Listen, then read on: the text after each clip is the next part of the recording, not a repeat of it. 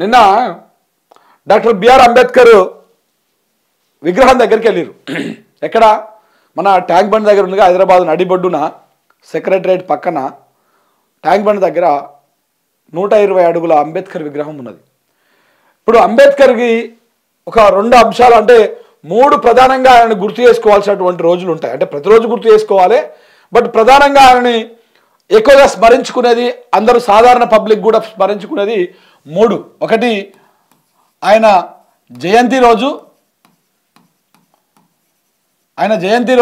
2 ఆయన వర్ధంతి రోజు, 3వది జనవరి 26వ తారీఖు జనవరి. ఎందుకంటే ఏప్రిల్ 14వ తారీఖు అంబేద్కర్ జయంతి కరెక్టే. డిసెంబరు 6 తారీఖు ఆయన వర్ధంతి, 6 తారీఖు ఆయన వర్ధంతి. ఈ 2 ప్రధానంగా గుర్తు చేసుకుంటారు. దాంతోపాటు అంబేద్కర్ గారు రాసినటువంటి రాజ్యాంగం అమలైనటువంటి రోజు జనవరి 26, రాజ్యాంగము అమలైనటువంటి రోజు. మనం దీన్ని గణతంత్ర దినోత్సవంగా జరుపుకుంటాం. ఈ 3 ప్రధానంగా అంబేద్కర్ గారిని మనము, అంటే సాధారణ పబ్లిక్ కూడా గుర్తుపెట్టుకునేటువంటి రోజు. కానీ అందరూ మెజారిటీగా అంబేద్కర్ని రోజు గుర్తుపెట్టుకోవాల్సినటువంటి మహనీయుడు, మహానుభావుడు డాక్టర్ బిఆర్ అంబేద్కర్. అయితే ఈ 3 ప్రధాన రోజులలో కూడా అంబేద్కర్కి అవమానమే జరుగుతూ ఉన్న తెలంగాణ రాష్ట్రంలో. కాంగ్రెస్ పార్టీ అధికారంలోకి వచ్చిన కాడ నుంచి అంత పెద్ద సెక్రటరేట్ పక్కన అంత పెద్ద విగ్రహం ఉంటుంది. ఆ విగ్రహానికి ఓ పూలమాల వేస్తేందుకు ఈ ప్రభుత్వానికి చేతులు రావు, ఓ నివాళులు అర్పిస్తేందుకు చేతులు రావు. అక్కడికి పోయి కనీసము శ్రద్ధాంజలో లేకపోతే ఏదో ఒకటి ఒక దండం పెట్టుకొని రానికి కూడా చేత కాదు. సరే, ప్రభుత్వం అంటే పోతలేదు, ఎందుకంటే ఆ విగ్రహాన్ని, ఆ 120 అడుగుల విగ్రహాన్ని ఏర్పాటు చేసింది, ప్రపంచంలోనే అత్యంత విగ్రహాన్ని ఏర్పాటు చేసింది కేసీఆర్. కాబట్టి కేసీఆర్ మీద కోపంతో అంబేద్కర్ దగ్గరికి ఈ కాంగ్రెస్ వాళ్ళు, కాంగ్రెస్ మంత్రులు, ముఖ్యమంత్రి పోతలేరని అనుకుందాం. మరి ఎందుకు ఆ కంచెలు ఎందుకు ఏర్పాటు చేయాలి?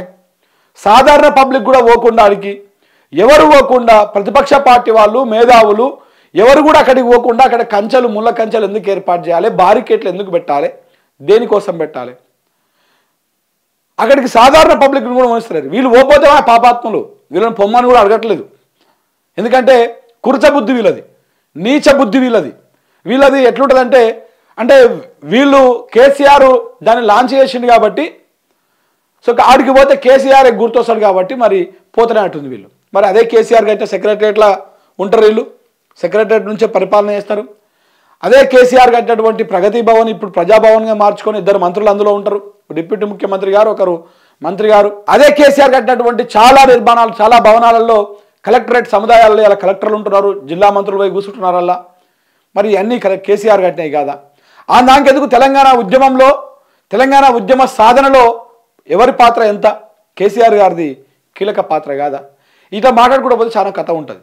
మరి సరే, కేసీఆర్ మీద మీకు కోపం ఉన్నది, రాజకీయంగా ఆయన మీకు నచ్చలేదు కాబట్టి సరే మీరు పోకపోతే మా ఆడికి, మరి సాధారణ పబ్లిక్లైనా ఓనియాలి కదా, సాధారణ పబ్లిక్లైనా ఆడికి ఓనియాలి కదా. పోనిస్తే మీది కురుచబుద్ధి కాబట్టి మీరు ఓకపోయినా నడుస్తుంది. పబ్లిక్ పోతే మీకేం ప్రాబ్లం అవుతా ఉంది?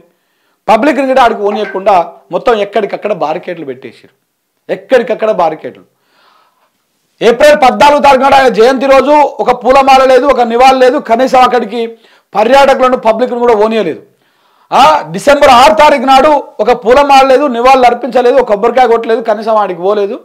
ఆయనను అవమానపరిచారు. ఆయన వర్ధంతి రోజు కూడా. నిన్న ఆయన రాజ్యాంగం రాసిండు కదా, ఆ రాజ్యాంగం అమలైనటువంటి రోజు నిన్న కూడా ఆడ కనీసం ఏర్పాట్లు చేయలేదు. ఏర్పాట్లు దేవుడు ఎరుగు, ఆడికి పోతందుకు కూడా పర్మిషన్ లేకుండా చేసి